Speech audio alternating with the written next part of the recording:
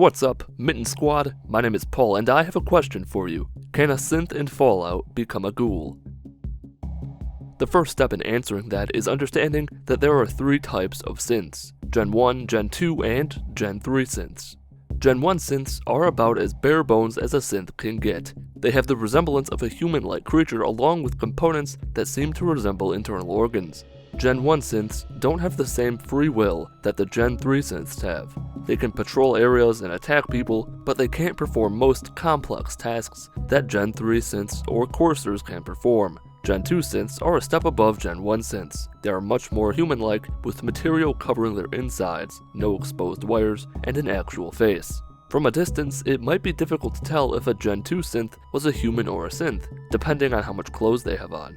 Gen 2 synths are the most intelligent of the machine synths, excluding special synths like Nick Valentine, but they are still on the same level as a pre-war robot like a Securitron. And that leads us to Gen 3 synths. If you were stood in a room with 100 Gen 3 synths, you wouldn't even know it. That's how advanced they are. Unlike Gen 1 and 2 synths, which are manufactured, Gen 3 synths are grown in a lab and have almost all the characteristics of a human without being human. They have actual skin, bones, brains, memories which are implanted, teeth, and organs. The only things that set apart a Gen 3 synth from a human is that they don't age, gain or lose weight, or get sick.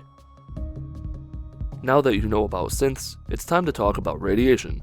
Full disclosure, I'm not even remotely close to being an expert in radiation. My knowledge comes from a few hours of research on Google. Now, in Fallout, your level of radiation sickness is measured in rads, which is a real measurement. It is an absorbed radiation dose, or how much radiation you've absorbed. An absorbed radiation dose is different from radiation exposure. According to the United States Nuclear Regulatory Commission, exposure describes the amount of radiation traveling through the air, while an absorbed dose describes the amount of radiation absorbed by an object or person, that is, the amount of energy that radioactive sources deposit in materials through which they pass. Just something to keep in mind. When cells in your body become exposed to radiation, parts of your DNA become ionized, which means that electrons are removed from the atoms, causing strands of DNA to break. For anyone with any programming experience, DNA is basically the human source code. If part of it breaks, very bad things happen. Things like headaches, hair loss, fevers, and death, among other things.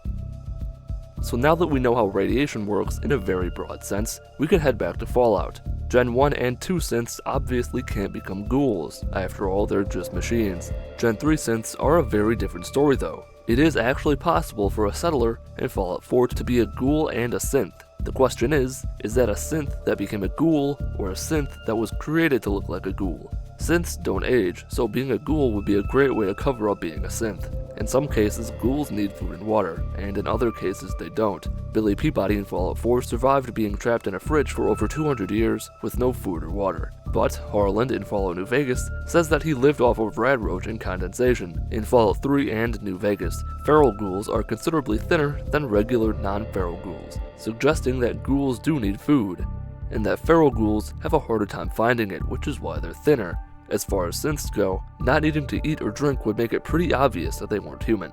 As for the whole not gaining or losing weight things, they are probably just 99% efficient. Their body makes do with whatever is inserted. If that's too much food, it does away with the extra food without affecting weight. If it's not enough food, it does some Institute science-y nonsense to make it work. After all, if the Institute can create beings that are essentially humans, it's not that far-fetched that they would be able to figure out how to make a body digest food incredibly efficiently. Gen 3 synths also think that they're human. Their body and mind is likely programmed in a way to simulate a human body, so they experience hunger and thirst if they don't eat or drink, but they wouldn't actually die from not eating or drinking. So, what about ghouls then? Fallout 3's Carol actually offers quite a bit of insight on ghouls. I don't know how it happens. Dr. Burroughs says it was radiation. All I know is that people kept showing up here in the museum. After things calmed down above ground, we tried to live down here as best we could. After a while, things got strange.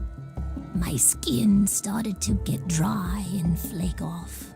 Everyone's did. It took a while. Months, maybe a year. But sooner or later, everyone ended up like this. That's just one person's account, but based on what she said, it takes a long time to become a ghoul. Then again, Moira in Fallout 3 can become a ghoul after blowing up the bomb in Megaton.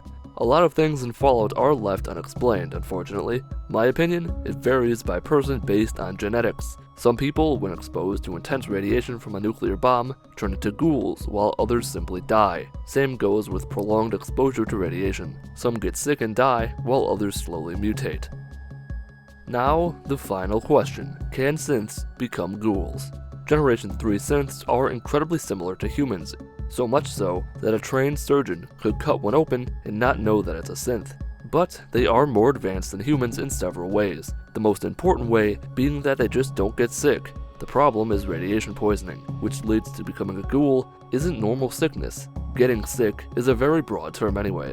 Does that mean that they're immune to all illnesses, from the common cold to HIV to the bubonic plague? HIV and radiation poisoning both affect the DNA, albeit in very different ways. If a synth is immune to illnesses that alter DNA, then they simply couldn't become a ghoul. At first glance, Virgil from Fallout 4 appears to disprove that, when he says that he fled to the glowing sea because synths couldn't get through the radiation. But that's not because of the radiation, rather what lies within the radiation: Deathclaws. The explanation for the ghoul synth settler is pretty simple. It's a fault, if you could even call it that, of Fallout 4's engine. Settlers are random. Sometimes they're male, sometimes they're female, sometimes they're ghouls, sometimes they're synths. Synths can also infiltrate your settlement, and will take on the form of a settler, which could very well be a ghoul, so they would be both a ghoul and a synth. Really though, this is just my opinion. We can't possibly know for sure if a synth could become a ghoul. Synths are affected by the gamma gun, which uses radiation. Couldn't that mean that radiation does do something to synths? I don't know. I read a lot of what people had to say about this topic when I was writing this video. There's a lot of people who do think that synths could become ghouls. You know what they are?